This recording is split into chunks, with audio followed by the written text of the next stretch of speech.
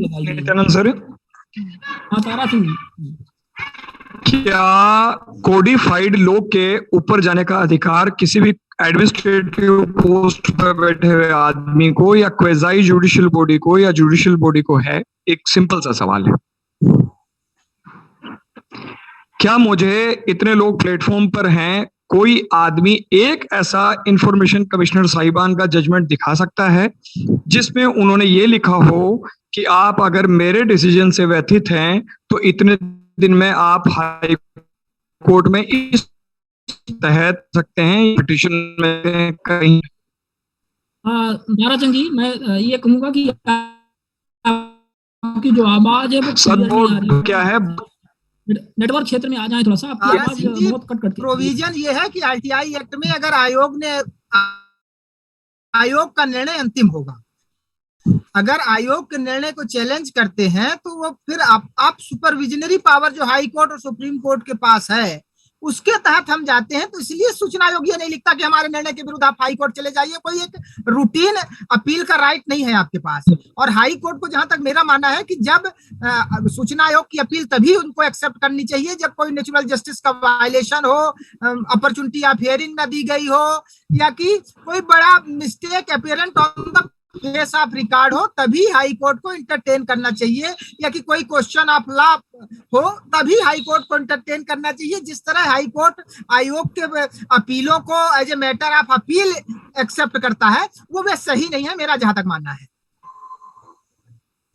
कि आप किसी के खिलाफ पेनाल्टी 25,000 की लगी, वो हाई कोर्ट पहुंचता है, उसको अब तत्काल स्टे मिल जाता है। तो हाई कोर्ट कोई अपीलेट अथॉरिटी नहीं है, हाई कोर्ट का काम अपील देखना नहीं है। हाई कोर्ट को वहां पे देखना चाहिए कि ये क्या कोई सब्सटेंशियल क्वेश्चन ऑफ लाइस की इसमें फ्रेम है, कोई ऐसा विधि का सारवान प्रश्न है, नेचुरल जस्टिस का वायलेशन हुआ है, अपॉर्चुनिटी ऑफ हियरिंग नहीं मिली है, ये सारी चीजें अगर हैं तभी कोर्ट को उसको इंटरटेन करना चाहिए। अगर हम इस लॉजिक के हिसाब से आगे बढ़ेंगे नित्यानंद सर, तो इंफॉर्मेशन कमिश्नर एक एक करके पॉइंट सेलेक्ट करते जाएंगे और उनको ये कहेंगे कि ये नहीं मिल सकता, ये नहीं मिल सकता। तो यानी इंफॉर्मेशन कह रहे मैं कह रहा हूं कि अगर इंफॉर्मेशन कमिश्नर कहता है कि ये इंफॉर्मेशन नहीं मिल सकती तो संबंधित एक्ट के सेक्शन का जिक्र करेगा कि सेक्शन 8 के किस प्रोविजन के तहत नहीं मिल सकता। तो अब कोर्ट को इंटरप्रिटेशन करना है कि क्या आयोग ने जो निर्णय दिया है तो सेक्शन 8 के किस प्रोविजन के तहत ये मिल सकता है या नहीं मिल सकता, उसको डिसाइड करना है। मुझे लगता है कुछ चीजों को लेकर हम बड़े ही भूल कर रहे हैं। सेक्शन 21 जो इस एक्ट का है वो सद्भावना की बात करता है, और प्रोटेक्शन 23 का भी आपको हासिल तब होगा आपकी सद्भावना की। सद्भावना दुर्भावना क्या है इस एक्ट में तो नहीं लिखा, लेकिन रेफर करें अगर आईपीसी की सेक्शन 52 को, तो बहुत क्लियर लिखा है कि जहां कानून की अक्षर से और सावधानी पूर्वक पालना नहीं हुई वहां हर जगह आपकी सद्भावना नहीं दुर्भावना होती है। और एक बहुत कॉमन शब्द है, कॉन्स्टिट्यूशनल वर्ड है, कलेक्टिव रिस्पॉन्सिबिलिटी। सामूहिक तौर पर जिम्मेदारी नाम की कोई चीज भी होती है, पर आपको अगर एडमिनिस्ट्रेटिव तौर पर समकक्षों में प्रथम के दर्जा दिया गया है और आपको उनमें एडमिनिस्ट्रेटिव पावर एक्स्ट्रा दी गई है तो आपकी कलेक्टिव रिस्पॉन्सिबिलिटी बनती है। मैं मानता हूं इस एरर में एक ही एरर है, वो ये कि जो कंसर्न्ड आईसी महोदय थे ये पेनल्टी उन पर इससे भी ज्यादा होनी चाहिए। यही बात हम भी कह रहे हैं कि ये आदेश जो जिसने पब्लिक इंफॉर्मेशन ऑफिसर ने दिया था उसके खिलाफ पेनाल्टी होनी चाहिए। हाई को उनको चीफ इंफॉर्मेशन कमिश्नर को पेनाल्टी करना मेरे हिसाब से उचित नहीं था। नहीं ये ताली देता हूं, ताली बजा रहा हूं, ताराचंद जी की बात पे ताली दे रहा हूं मैं कि जब मुख्य सूचना आयोग को ऐसे डिसीजन हो रहे हैं तो वो क्या देख के पलट नहीं सकते, उनको चेक करना चाहिए। है उन्होंने गलत किया तो उसकी अपील हुई, अपील पे निर्णय पलटा जा सकता है, लेकिन जज उनको इस तरह पेनाल्टी इम्पोज करना मेरे हिसाब से उचित नहीं है। नित्यानंद सर जब सेक्शन 19 सुन रहे होते हैं आईसी महोदय तो केवल पब्लिक सर्वेंट होते हैं, जुडिशियल नहीं होते। ये प्रोसीजर जो जुडिशियल अथॉरिटी है साहब, क्वासी जुडिशियल अथॉरिटी है उनके पास। क्वेजाई जुडिशियल हासिल है ना, ये क्वेजाई जुडिशियल है और इसीलिए सेक्शन 8 उनको लागू नहीं करता, गवर्न नहीं करता। सेक्शन 19 केवल क्रिमिनल प्रोसीडिंग में, it is not for civil decisions. Sir मेरा ताराचंद जी से सवाल, 99% केसेस में तो अपने पावर्स का सदुपयोग करते ही कहाँ है? दुरुपयोग ही करते हैं हाई कोर्ट के डिसीजंस को, वो नहीं मानते हैं। किसी कमिश्नर को आप रेफरेंस में दे दीजिए। हम एक बहुत सिंपल बात कर रहे हैं कि कोडिफाइड लॉ ये कहता है कि एक्ट के इनैक्टमेंट के बाद 12 अक्टूबर 2005 के बाद 120 दिन में सेक्शन 41B की कंप्लाइंस होनी चाहिए थी। क्या इंफॉर्मेशन कमिश्नर साहिबान की जिम्मेदारी नहीं है कि हर एक पीआईओ जो आता है सबसे पहले उससे ये पूछें कि 41B की जो आपने कंप्लेंट्स कर रखी है पहले वो रिकॉर्ड रखें पटल पर। आपने क्या फैसिलिटेट कर रखा है कि जनता आपसे बहुत सुविधा से सूचना ले सके? क्या कर रखा आपने ऐसा? और अगर मैं कह रहा हूं कि ड्राफ्टिंग में गलती हो रही है या स्पेसिफिक सूचना मैं नहीं मांग पा रहा हूं, तो गलती मेरी अकाउंटेबिलिटी नहीं है, गलती आपकी है कि आपने 41B के कैटलॉग डिस्क्लोज नहीं कर रखे कि आपके यहाँ किस फॉर्मेट में, किस सीक्वेंस में कौन कौन से कागज है, मैं उनमें से क्या ले सकता हूं, नहीं ले सकता हूं। क्या ये क्लियर कर रखा है? क्या नहीं कर रखा? अब सिंपल बात यह है कि कोडिफाइड लॉ को संसद ने पारित किया, प्रेसिडेंट महोदय ने उस पर साइन किया, नेशनल गजट में छपा, छपने के बाद वो देश में लागू हो गया। इग्नोरेंस या नॉन जोजस एक्सक्यूजेट हर एक आदमी पर लागू होती है और आईसीस पर भी लागू होती है। अब सवाल ये उठता है कि अगर 120 दिन में किसी ने अनुपालना नहीं कर रखी तो इंफॉर्मेशन कमिश्नर को उसमें आर्ग्यूमेंट करने की कहां जरूरत है? उसको तो सीधा पेनलाइज करना चाहिए और उस पर 166A के तहत मुकदमा चलना चाहिए, 188 आईपीसी भी साथ में लगनी चाहिए। और मैं अगर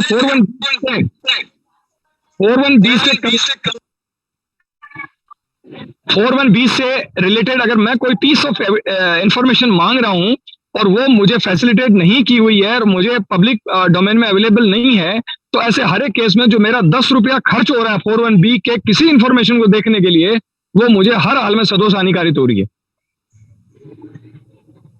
आईसीस महोदय ने कौन ऑनेस्टी के साथ कहें, क्या प्लेटफॉर्म पर कोई सीधी डिबेट के लिए तैयार है कि लीगलिटी इलीगलिटी जो प्रोसीजर है उसको उन्होंने फॉलो करी है? कहां इंफॉर्मेशन मांगने वालों को कहां जस्टिस मिल पाया है? गिने चुने हम उंगलियों पे जजमेंट गिन सकते हैं, मामूली एरर हो सकती है। जैसे अब फैसिलिटेट करने की बात करें, 41B की इंफॉर्मेशन के लिए हमारे राजस्थान का तो हाल ये है कि 41B की इंफॉर्मेशन मांगो, वो कहता है 81J में आती है और इंफॉर्मेशन कमिश्नर कहते हैं न्यायोचित है, इनका जो डिसीजन है न्यायोचित है। ये कौन सी सद्भावना है और किसकी सद्भावना है? फर्स्ट इंफॉर्मेशन जो फर्स्ट एपीलेट अथॉरिटी है राजस्थान में, तो हमारे कॉल ही नहीं करते उसको इंफॉर्मेशन कमिश्नर साहिबान, उनको तो क्लीन चिट दे रखी। तो राजस्थान में फर्स्ट अपील डिसीजन होने की पॉसिबिलिटी ही नगण्य हो गई है। फर्स्ट अपील का डिसीजन आज की तारीख में 70 से 80% मामलों में फर्स्ट अपीलेट अथॉरिटी कोई डिसीजन करता ही नहीं। अब इंफॉर्मेशन कमिश्नर साहिबान, चीफ इंफॉर्मेशन कमिश्नर साहिबान ने राजस्थान में जहां फर्स्ट अपीलेट अथॉरिटी का कॉलम ही खत्म कर दिया है, तो पेनलाइज तो उसे होना पड़ेगा। नोटिस जारी जो होता है उसका एडमिनिस्ट्रेटिव प्रोसीडिंग जो है वो उन्होंने देख रखी है। मैं शुक्ला जी मुख्य के नाते कलेक्टिव रिस्पॉन्सिबिलिटी है कि नहीं है सर? मैं भी शुक्ला जी केस में गया हूं, मुझे बाहर निकाल दिया गया था सर सुनवाई में। गांधी जी सर, ताराचंद जी की बात से मेरा सहमत होने का एक सबसे बड़ा कारण एक ये भी है कि भाई अगर ये सूचना आयुक्त हमारे ऊपर अन्याय कर रहे हैं, हमारे साथ गलत कर रहे हैं, अनकॉन्स्टिट्यूशनल वर्किंग कर रहे हैं, तो इन पर आखिर रोकथाम कैसे होगा? इन पर नियंत्रण कैसे होगा? कैसे व्यवस्था में सुधार होगा अगर इस तरीके की एक्टिविटी कुछ सरकार ना करे? ये भी आखिर किसी ना किसी तरीके से बिना सोचे समझे, बिना इस तरीके से बैठाए। न्यायालय में तो कम से पढ़ के लोग आए हैं, परीक्षा पास करके आए हैं, ये तो बिल्कुल एक्ट को जानते हुए भी या तो नकार रहे हैं या तो इनको वाकई एक्ट की कोई जानकारी नहीं है। बहुत बुरी परिस्थिति बना रखी है। गांधी सर, आप इस पर अपना मत रखें एक बार। लीक कर दिए हैं, हो गया, आपस में डिस्कशन हो रहा है, वो अगर है तो आत्मजीत सर हमारे बीच में सुरेंद्र जैन जी कुछ बोलना चाह रहे हैं। सुरेंद्र जैन, नमस्कार। नमस्कार। मैं ताराचंद जी की बातों से बहुत सहमत हूँ और जिस तरह से राजस्थान में निर्णय हो रहे हैं, बड़े ही विचित्र निर्णय हो रहे हैं। हम उपस्थित नहीं होते तो लिख देते हैं अपीलात उपस्थित नहीं, हम लिख के बहस भेजते हैं, लिख के प्रेजेंटेशन देते हैं, उसका कहीं हवाला नहीं दिया जाता। और मैं कोई ऑर्डर शेयर करूंगा, उसमें अभी जस्ट रिसेंटली एक ऑर्डर आया है, उसमें 124 कोई रिकवरी थी नगरीय निकाय से और उसमें सूचना मांगी थी मैंने 8 बिंदु की, 70 लाख रुपए की रिकवरी के लिए मुझे सूचना दिलाई जाए कि क्या कार्रवाई की गई, आयोग से पत्र आए, उसके बाद में आप द्वारा क्या कार्रवाई की गई। तो इनके निर्णय में आप देखें विचित्र चीज, अपीलोत्तर अपीलार्थी की ओर से कोई अन्यथा प्रतिकार प्राप्त नहीं हुआ। प्रत्यर्थी द्वारा अपीलार्थी के बिंदुवार सूचना एवं विनिश्चय से अवगत करवा दिया गया है, परंतु बिंदु संख्या 4 से 8 के क्रम में अपीलार्थी को स्पष्ट सूचना विनिश्चय से अवगत नहीं करवाया गया है।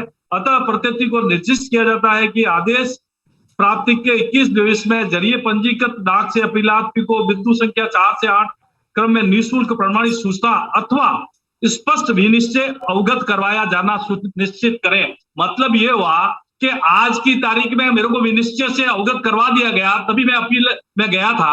अब ये कह रहे हैं कि विनिश्चय से अवगत करा दिया जाए। विनिश्चय तो हुआ ही नहीं था, गलत हुआ था तो मैं आपके पास आया।